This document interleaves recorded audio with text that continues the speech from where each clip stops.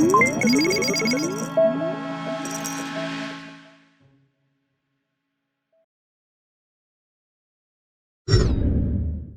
and welcome to Module 1 of our course, Power BI for Public Health.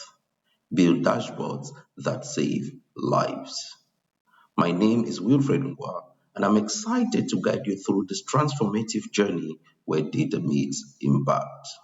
In this module, we'll dive into 4 essential lessons that lay the foundation for your Power BI skills.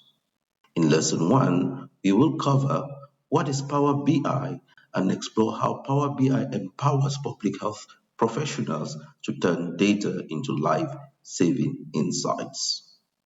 In Lesson 2, we will be getting Power BI desktop to our computers. I will walk you through how to get Power BI up and running on your computers. In Lesson 3, we'll take a tour of Power BI's core components, features, and capabilities to see how everything fits together.